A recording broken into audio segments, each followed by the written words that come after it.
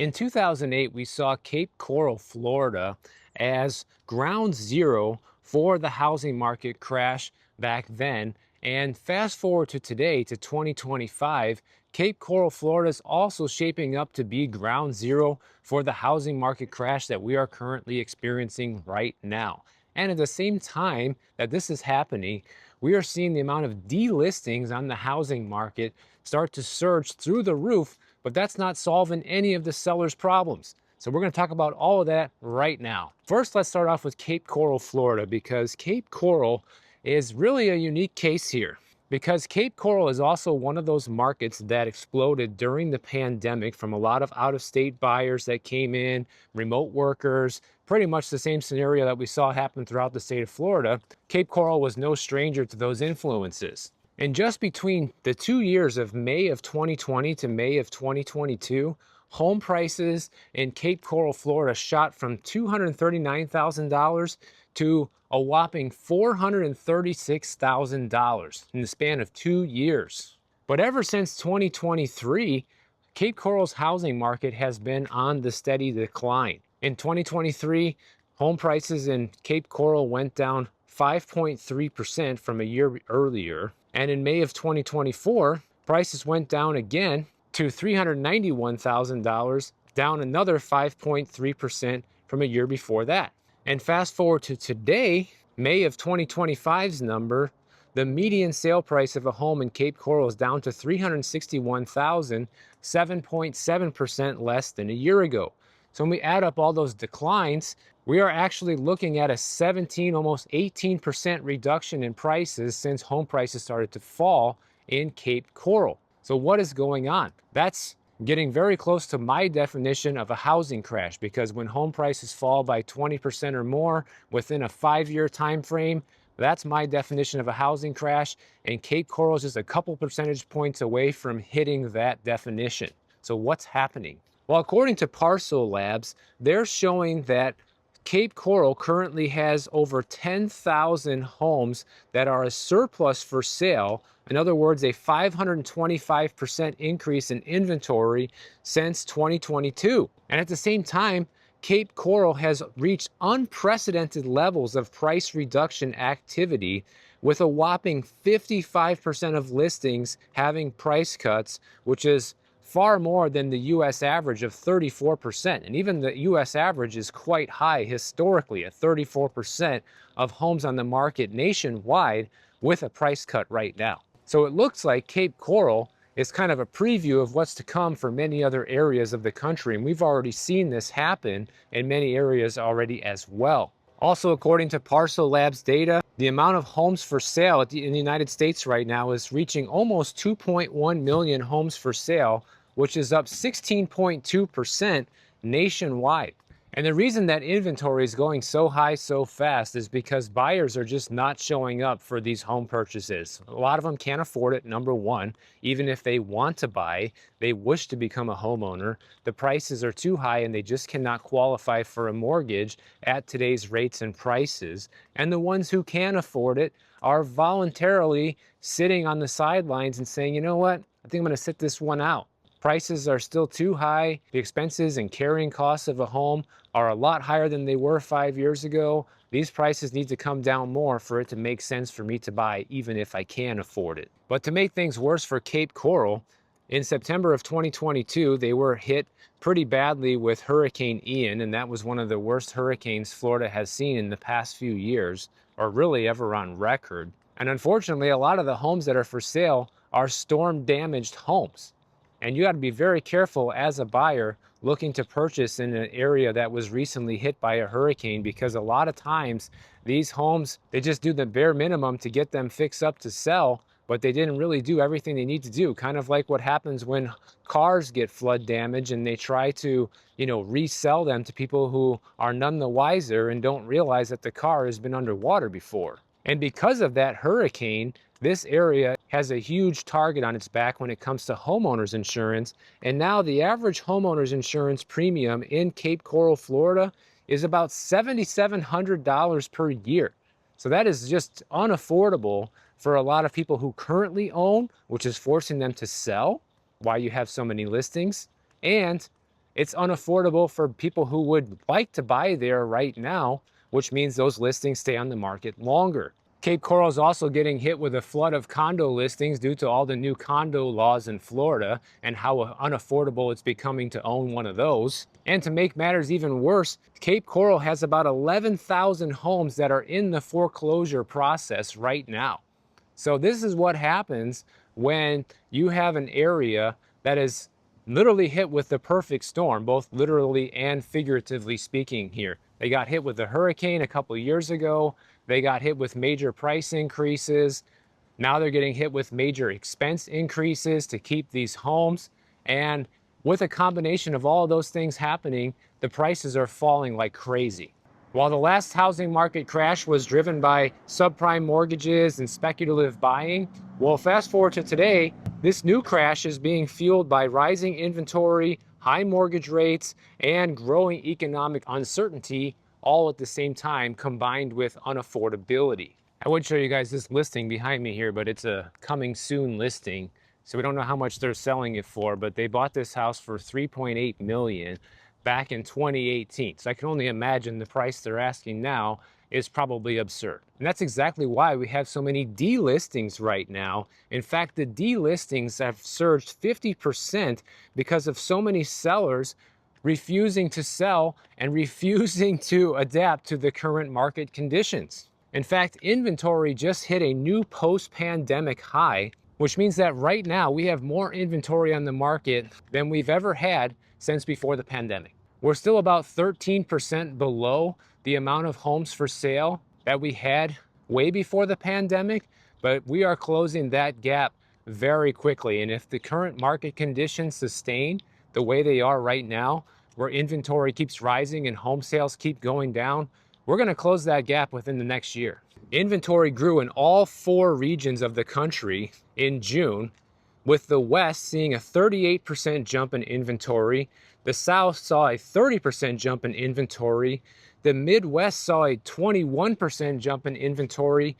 And the Northeast saw a 17.6% jump in inventory. Those figures are key because the Midwest and the Northeast have been strongholds for markets where home prices continue to go up and there's been an inventory shortage. But even that trend is now starting to reverse in these key areas. And a lot of people said, we're never going to see that happen, but it's happening right now. In fact, according to Realtor.com, every one of the top 50 metros that they track posted active inventory gains year over year, with Las Vegas being the #1 place at 77.6% higher inventory than 1 year ago, and Washington, D.C. at 63.6% higher inventory than 1 year ago. And at the same time, homes are staying on the market longer at about 53 days. That is about 2 months, guys. So a lot of these sellers are just giving up after failing to find a buyer after having their home on the market for a few months. And it's funny because right now, delistings are actually outpacing new listings, with 13 homes delisted in May for every 100 homes hitting the market. But don't be fooled and think that sellers just have all the time in the world to just wait for the housing market to make a miraculous recovery. A lot of these people are just fooling themselves into thinking it's going to be better to sell next year or in 6 months from now, when in reality, they're going to be facing a situation that's probably going to be much less favorable to sellers than even what we're seeing right now.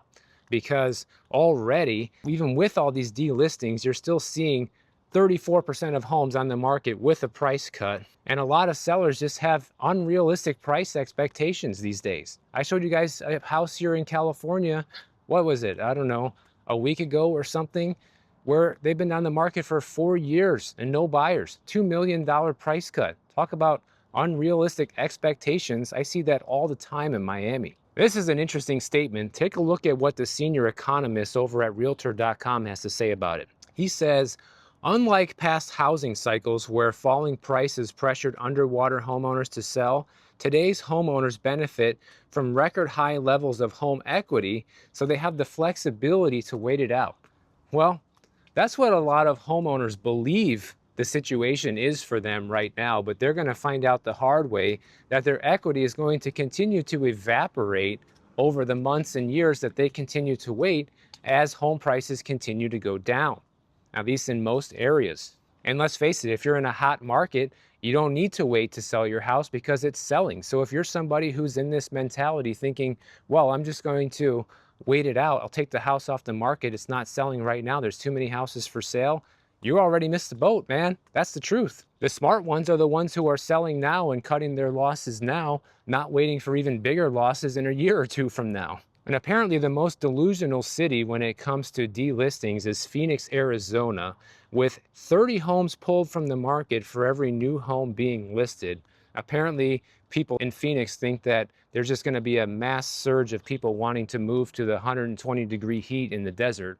That sounds like the most desirable place in the world, doesn't it? Now, I know Phoenix does have some jobs coming, and TSMC is building that huge chip factory over there, which is going to create demand to live there, but probably not to the point where a lot of these home sellers think.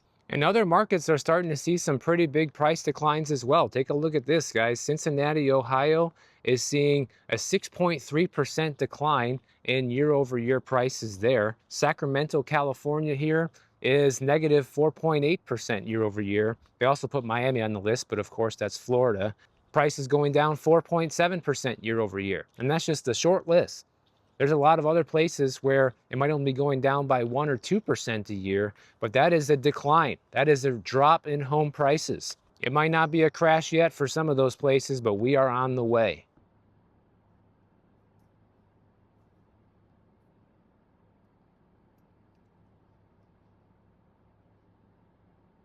And you know what some of these desperate real estate agents and sellers are starting to do is they're trying to find crazy ways to make their old listings stand out.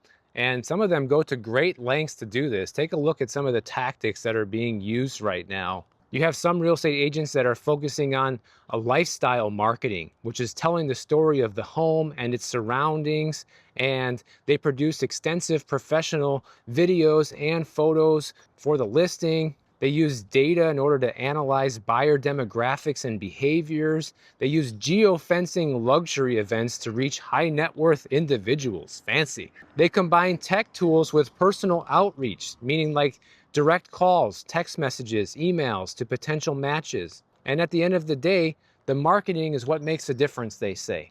Well, maybe. I think that does work sometimes if the house is desirable. Maybe just a lot of people don't know about it, or the price point is at a higher price point that most people can't afford, then maybe this works.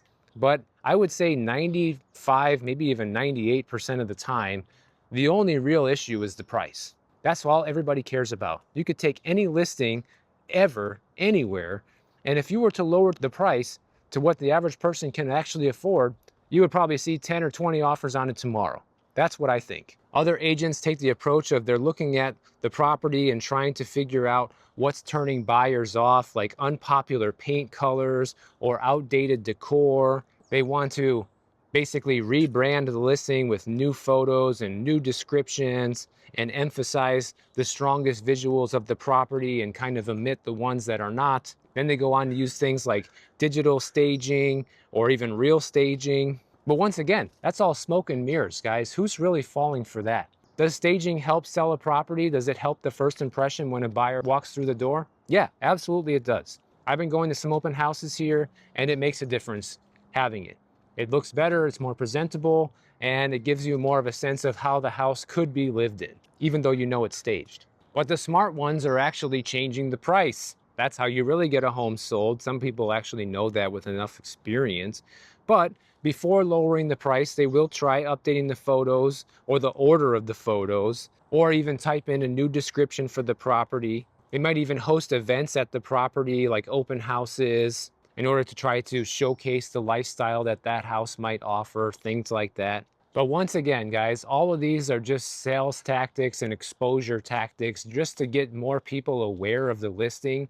But you can have the whole world know about your listing, but if it's overpriced, it's still not going to sell. We used to have a saying at the very first real estate office that I started working at, and this was especially true back then because this was during the 2008 housing market crash.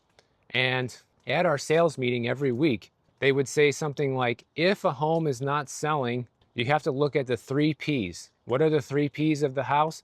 Price, price, price. And man, was it true every single time, without fail, guys. If you had a listing that was stale on the market and you gave it a substantial price reduction, it would sell even in the worst of times back then. And that advice still holds true to today. Now, one more troubling thing I want to bring up about the current state of the housing market is one question that's being asked out there by a lot of fresh buyers is how soon can you tap your home equity? That's not really a good question to have, especially if you just bought. But about 30% of homeowners say that they would consider borrowing against their residence's value, according to a new survey from Meridian Link, who is a loan origination software provider. And those same people, about 23%, admit to an incomplete understanding of home equity loans and home equity lines of credit. And the first thing people want to know is, when can you access your home equity? And really, there is no specific time frame. You can start accessing your home equity right after you buy the property if you actually have the equity to access, which isn't going to be the case for the vast majority of fresh home buyers, especially if you bought within the last 2 or 3 years, because your equity has most likely went down due to home prices coming down. And if you put a small down payment, say 3.5% or 5% down, something like that, you may actually be underwater on your property and have zero equity. Because at a minimum, lenders want to see that you have 20% equity in your home to even consider giving you any sort of home equity loan. And that's one of the reasons I mentioned in my video the other day of why putting 20% down is still the most preferable method when buying a home, because it gives you that head start. You have equity from the very beginning, which protects you from home prices coming down and allows you to maybe borrow some money if you need to. Then other people ask things like, when is the best time to take equity out of your home? You want the answer to that? Never. You never take the equity out of your home until you sell that home and maybe you use that money to go buy a new home. That's the only time you should be taking the equity. You should never be borrowing the equity from your property. For 99% of the people, it's a bad idea, guys. For the 1% who make it work, they do it very strategically. They have a lot of equity and they borrow that money at a lower interest rate versus a return they could potentially get for that money. So let's say they borrow $200,000 at 7%, and they have a way that they can get a 10% return on that $200,000. Well, that's a smart way to borrow the home equity, because now their investment is not only paying the loan back, but they're pocketing that 3% difference and actually making a profit. But unless you have a guaranteed opportunity like that, it's a bad idea. And I would just tell you that if you're somebody who's actually asking this question, like how soon can I tap my home equity? How much equity do I have to tap and all this and that? You're asking the wrong questions, man. You should be asking yourself, why am I not selling this house if I need the money? Then you're gonna say, well, Michael, there's nowhere else to go because home prices are too high and the rents are too high and I would rather own than rent. So at the end of the day, I'd rather just borrow the equity. Well, by doing that, you're probably just going to be digging yourself into a deeper financial hole to the point where you're going to owe more money on the house eventually than it's actually worth. And you're eventually going to be one of those underwater homeowners who's going to be either forced to sell it as a short sale or possibly even lose the home to foreclosure. So in the end, it's a bad move and you should just find a cheaper place to live and sell that house and quit while you're ahead. That's what most people should do if they're asking themselves this question. So if you enjoyed this video, make sure you are subscribed to the channel. And if you don't want to wait for my next video to come out, check out this one on the screen right over here, and I'll see you in the next one.